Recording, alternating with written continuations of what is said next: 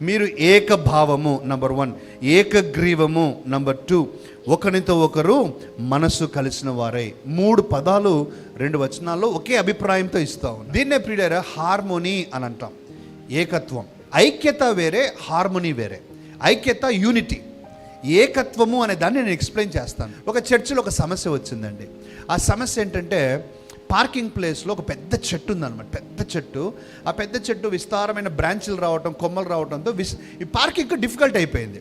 Parking difficult అయిపోతే చర్చిలో committee వాళ్ళందరూ పిలిచి మనం ఏం చేద్దాం ఈ సమస్య గురించి అని అంటే అందరూ కూడా ఏమన్నారు, కొట్టేయండి అన్నారు. అందరూ కొట్టేయండి అంటేనే ఒక ముసలాయన లేచి ముందుకు వచ్చి, అయ్యా దాన్ని ఎందుకు కొడతారయ్యా, మీరు పుట్టక ముందు నుంచి ఈ చెట్టు ఉంది, మేము నాటాము, నీళ్లు పోసాము, దీన్ని పెంచాము, ఈరోజు ఇంత పెద్ద చెట్టు అయింది, ఎంత మంచి నీడని ఇస్తూ ఉంది, దయచేసి కొట్టొద్దండి అని ఆయన అభిప్రాయం చెప్పారు. సరే అభిప్రాయం చెప్పాడు అని విన్నారు.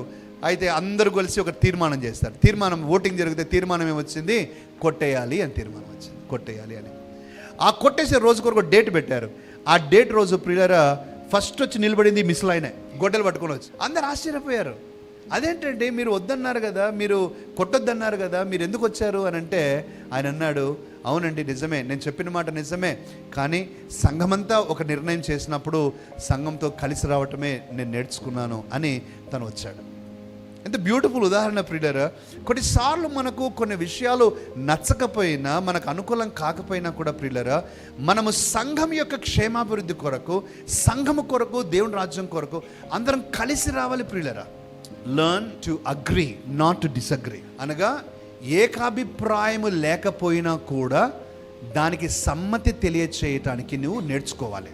అందుకని పౌలు బ్యూటిఫుల్ ప్రియులారా మాట అంటున్నాడు, అయ్యా ఏకాభిప్రాయం కలదు, ఒక ఏక మనస్సు, ఒక హార్మోనీ మీరు కలిగి ఉండండి.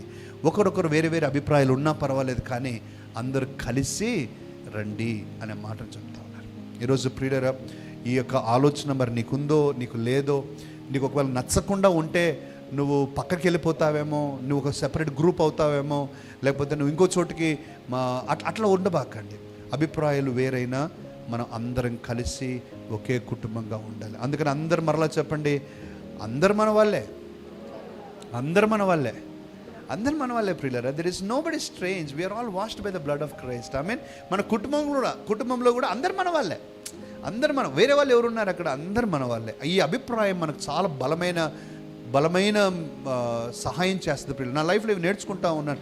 ఒకటి, అంతా నా మేలుకే, అంతా నా ఏ జరిగినా ఇట్స్ ఓకే, నో ప్రాబ్లం, అంతా నా మేలుకే. ఏముందో దేవుడు ఏం మేలు దాచిపెట్టాడు, అది అన్ని జీవితాలు పెట్టాడు, అంతా నా మేలుకే, నో ప్రాబ్లం.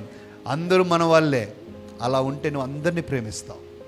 లేకపోతే కొంతమంది నా వాళ్ళు అని అంటే చాలా కష్టపడతావు.